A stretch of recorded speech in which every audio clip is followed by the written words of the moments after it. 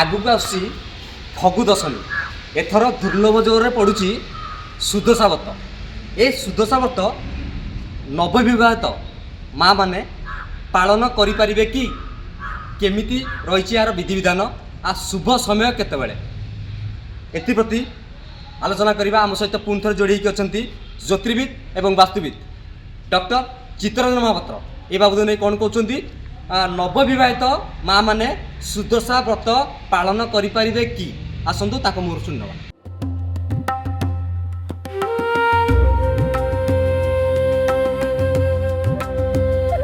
ସୁଦଶା ବ୍ରତ ନବବିବାହିତ ମହିଳାମାନେ କିପରି ପାଳନ କରିବେ ଓ ଆର ବିଧିବିଧାନ କ'ଣ, ଆର ମହତ୍ଵ କ'ଣ ରହିଛି? ଦେଖନ୍ତୁ, ଏଥର ସୁଦଶା ବ୍ରତ ଗୋଟେ ବହୁତ ଭଲ ଦିନରେ ପଡ଼ୁଛି ମଧ୍ୟ, ଯେଉଁଟା ଆମେ କହୁଛେ ଫଗୁ ଦଶମୀରେ ସୁଦଶା ବ୍ରତ, ଯେଉଁଟାକି ପ୍ରଥମେ କହିବି ଶାସ୍ତ୍ର ସମ୍ବନ୍ଧୀୟ ମତ କହିଲେ ସୁଦଶା ବ୍ରତଟି ଯେଉଁ ମାସ ଶୁକ୍ଳପକ୍ଷ ତିଥିରେ ଦଶମୀ, ଯେଉଁ ମାସ ଶୁକ୍ଳପକ୍ଷ ହେଇଥିବ ଏବଂ ଦଶମୀ ତିଥି ଗୁରୁବାର ସଂଯୁକ୍ତ ହେଇଥିବ। ମୁଁ ଆଉଥରେ ମଧ୍ୟ କହି ରଖୁଛି, ଯେଉଁ ମାସ ଶୁକ୍ଳପକ୍ଷ ଦଶମୀ ତିଥି ଗୁରୁବାର ସଂଯୁକ୍ତ ହେବ, ସେଇ ଦିନଟିକି ଆମେ କହିବା ସୁଦଶା ବ୍ରତ ବୋଲି କୁହାଯାଏ। ସେଇଦିନ ପାଳନ କରିବେ ଶାସ୍ତ୍ର ସମ୍ବନ୍ଧୀୟ ମତ। ତ ଏଥର ଆପଣ ଜାଣିଥିବେ ଫାଲ୍ଗୁନ ମାସ ଶୁକ୍ଳପକ୍ଷ ଦଶମୀ ତିଥିରେ ଗୁରୁବାର ହିଁ ପଡ଼ୁଛି, ଗୁରୁବାର ସଂଯୁକ୍ତ ହେଉଛି। ତେଣୁ ଏଥର ସୁଦଶା ବ୍ରତ ପାଳନ କରିବା। ତେଣୁ କୁହାଯାଏ ଫଗୁ ଦଶମୀ ଦିନ ଏ ମହାପ୍ରଭୁ ଯେତେ ସବୁ ଭଗବାନ ଅଛନ୍ତି ସେଦିନ ଫଗୁ ଖେଳିବେ। ଫଗୁ ଦଶମୀ ରୂପେ ଆମେ ଗୋଟେ ଉତ୍ସବ ମାନେ ପାଳନ କରୁଛେ।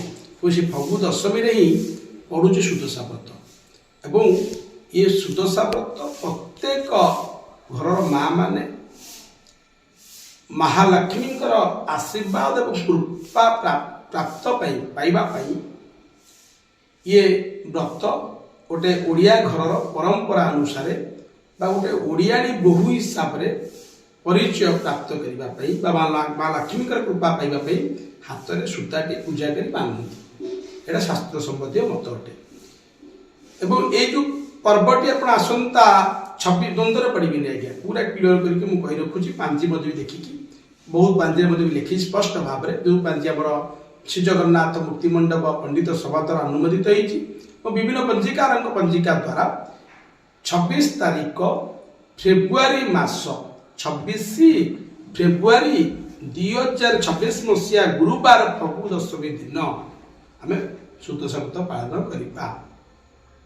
ସବୁଠୁ ବଡ଼ ପ୍ରଶ୍ନ ଗୋଟେ ଉଠେ, ଦୀର୍ଘ ଦିନ ଧରି ନବବିବାହିତ ନାରୀମାନେ ବା ନୂଆ କରି ଯେଉଁମାନେ ବାହା ହେଇଛନ୍ତି ମା ମାନେ ଭଉଣୀମାନେ, ସେମାନେ ଅପେକ୍ଷାରତ ଥିଲେ ଗୋଟେ ସୁଦଶା ବ୍ରତ କରିବେ, ବ୍ରତ ଧାରଣ କରିବେ ସାରା ଜୀବନ ପାଇଁକି।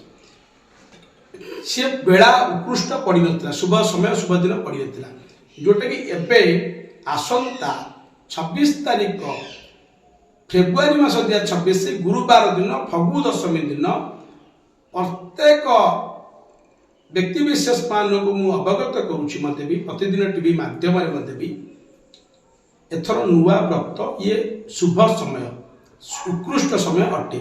ନୂଆ କରି ବ୍ରତ ଯେଉଁମାନେ କରିବାକୁ ଚାହୁଁଥିଲେ ମା ମାନେ ଭଉଣୀମାନେ, ସେମାନେ ଏଥର କରିପାରିବେ। ନୂଆ ବ୍ରତ ନିଶ୍ଚିତ ଭାବରେ କରିପାରିବେ। ଆପଣ କହିବେ ନୂଆ ବ୍ରତ ଏଥର କାହିଁ କରିପାରିବେ, ପୂର୍ବଥର କାହିଁ କରିପାରୁନଥିଲେ ଆଜ୍ଞା ପଢ଼ୁଥିଲା ଯେଉଁ। ଦେଖନ୍ତୁ, ଫଗୁ ଦଶମୀ ଗୋଟେ ଉତ୍କୃଷ୍ଟ ଦିନ, ଶୁଭ ମାଙ୍ଗଳିକ ଯେତେ କାର୍ଯ୍ୟ ରହିଛି କରିବା ପାଇଁ ଏଇ ଫଗୁ ଦଶମୀଟି ଏକ ଉତ୍କୃଷ୍ଟ ଦିନ ଅଟେ। ତେଣୁ ସେଥିଲାଗି ମୁଁ ପ୍ରତ୍ୟେକ ବ୍ୟକ୍ତି ବିଶେଷ ମାନଙ୍କୁ, ଭଉଣୀମାନଙ୍କୁ, ମା ମାନଙ୍କୁ ଅବଗତ କରିବି ଏହି ଦିନ ନୂଆ ବ୍ରତ କରିପାରିବେ ଏବଂ ଶାସ୍ତ୍ରୀୟ ବିଧି ଅନୁସାରେ ସୁଦଶା ବ୍ରତର ପ୍ରତ୍ୟେକ ପୂଜାର୍ଚ୍ଚନା କରିବେ ଘରେ।